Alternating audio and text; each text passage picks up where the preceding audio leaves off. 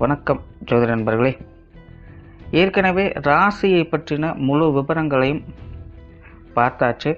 அதாவது ஒவ்வொரு ராசிக்குமே என்ன மாதிரியான குணாதிசயங்கள் இருக்கும், எந்த மாதிரியான வாழ்க்கை அமைப்பு இருக்கும், என்ன மாதிரியான உறவு முறைகள் இருக்கும் அப்படின்னு விளக்கமாகவே பார்த்தாச்சு. அதே போல் லக்ன விவரங்களையும் பார்த்தாச்சு. ராசி அமைப்பை போலவே லக்னத்திற்கும் ஒவ்வொரு விஷயங்களும் எப்படி இருக்கும் அப்படின்னு தனித்தனியாகவே சொல்லியிருக்கும். பார்க்காதவங்க டிஸ்கிரிப்ஷனில் லிங்க் இருக்கும், செக் பண்ணி பாருங்கள். இனி ராசி மற்றும் லக்னம் இது ரெண்டும் சேர்ந்த அமைப்பு எப்படி இருக்கும் அப்படிங்கிறத பற்றி பார்க்க போகிறோம்.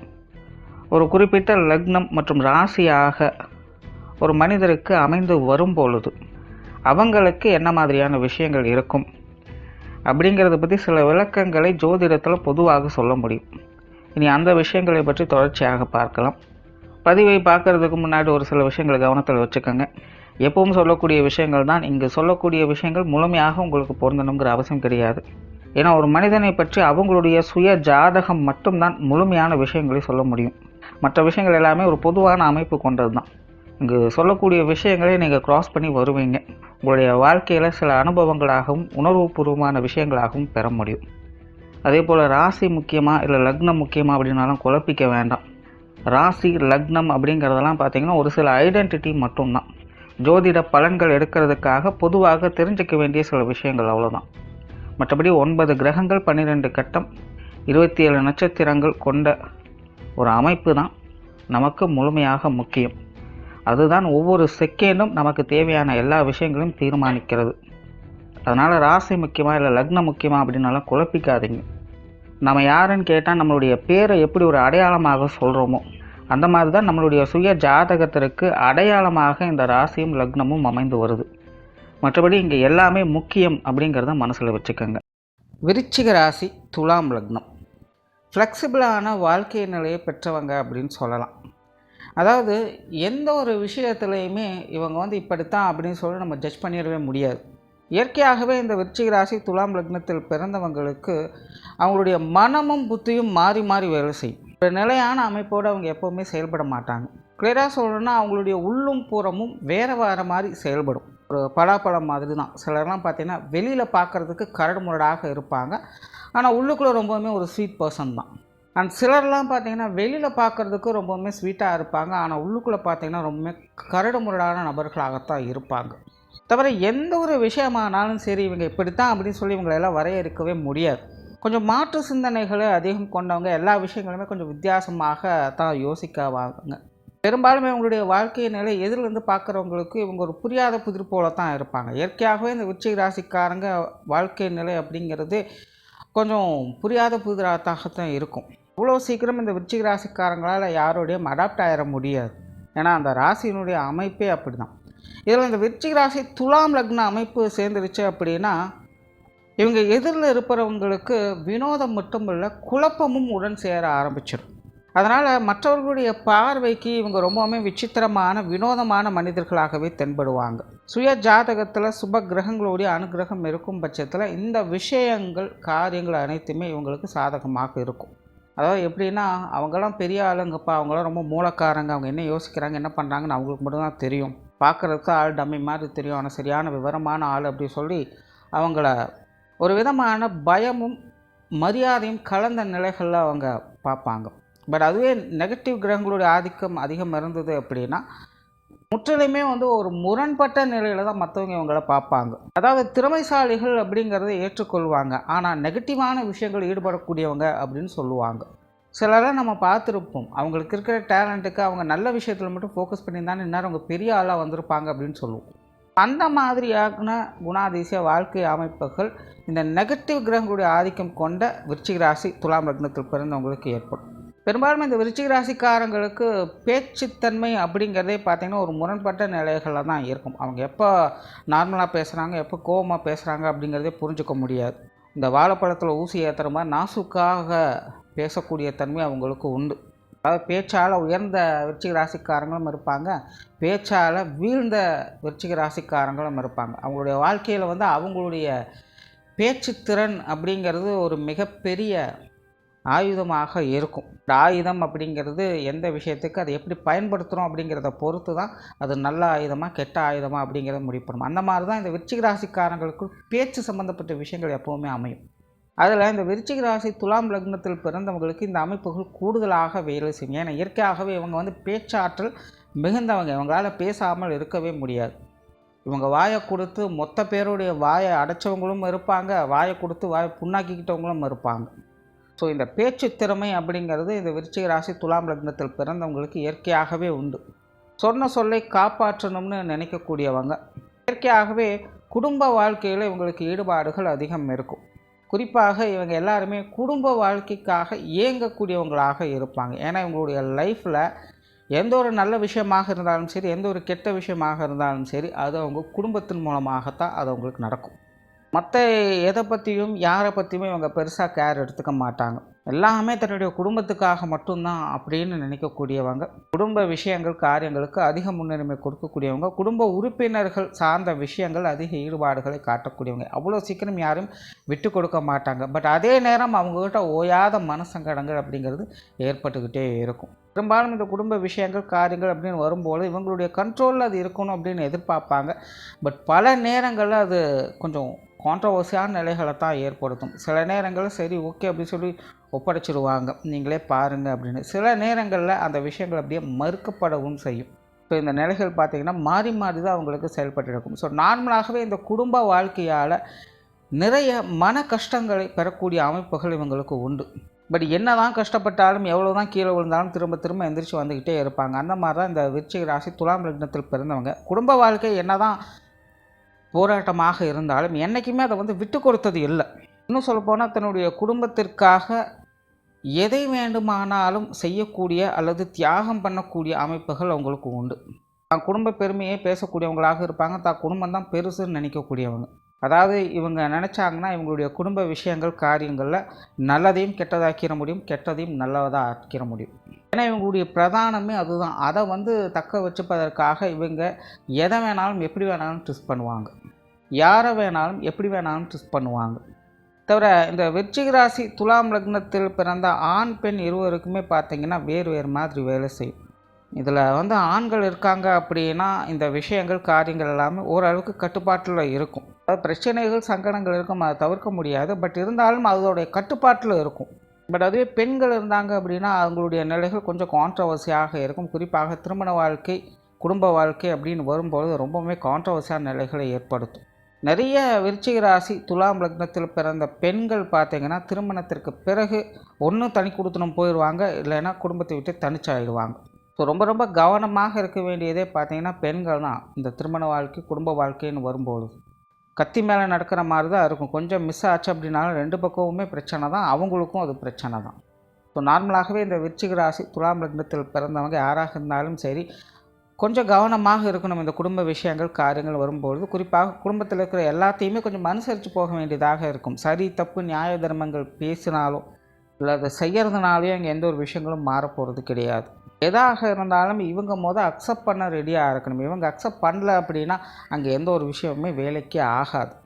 ஸோ முடிஞ்ச அளவுக்கு குடும்ப வாழ்க்கையில் அட்ஜஸ்ட்மெண்ட் அப்படிங்கிறது இவங்களுக்கு அதிகமாக தேவைப்படும். இயற்கையாகவே இவங்களுடைய வாழ்க்கை நிலை பார்த்திங்கன்னா கஷ்டங்களும் சலிப்புகளும் அதிகமாக இருக்கும். நான்லாம் சின்ன வயசுலேருந்து எவ்வளோ கஷ்டப்பட்டிருக்கேன்னு தெரியுமா, ஒரு சாதாரண விஷயத்துக்கு எவ்வளோ தூரம் ரிஸ்க் எடுத்து மேலே வந்திருக்கேன்னு தெரியுமா அப்படின்னு சொல்லக்கூடியவங்களாக இருப்பாங்க. ஆனால் உண்மையை சொல்ல போனால் எல்லாருமே கஷ்டப்படக்கூடியவங்க தான். இவங்களுடைய நிலை சற்று வித்தியாசமாக இருக்குது. கஷ்ட நஷ்டங்கள் மட்டுமல்ல, சலிப்புகளும் மனக்கசப்புகளும் அதிகமாக இருக்கும். ஒரு பாசிட்டிவான விஷயத்தில் ட்ராவல் பண்ணுறது அப்படிங்கிறதே கொஞ்சம் ரிஸ்க் தான். அதுக்காக இவங்க நெகட்டிவான நபர்கள் அப்படின்னு சொல்ல முடியாது. இவங்களுடைய மனம் எப்போவுமே ஒரு வெறுமையை நோக்கி செல்ல ஆரம்பிக்கும். என்ன செஞ்சு என்ன பிரயோஜனம், எல்லாமே இப்படித்தான் அப்படிங்கிற மாதிரியான ஒரு சலிப்பு இவங்களுக்கு இயற்கையாகவே ஏற்படும். அதுவும் மெயினாக இந்த குடும்ப விஷயங்களால் இவங்களுடைய பேச்சால். ஸோ அதனால் இயற்கையாகவே இவங்களுக்கு குடும்பத்துக்குள்ளே அட்ஜஸ்ட்மெண்ட் டைப் இருந்தால் மட்டும்தான் ஓரளவுக்கு அது மெயின்டைன் பண்ண முடியும். அப்படி இல்லை அப்படின்னா நானே ராஜா நானே மந்திரி அப்படின்னு சொல்லி தனக்கு தானே வாழ ஆரம்பிக்க வேண்டியது தான்.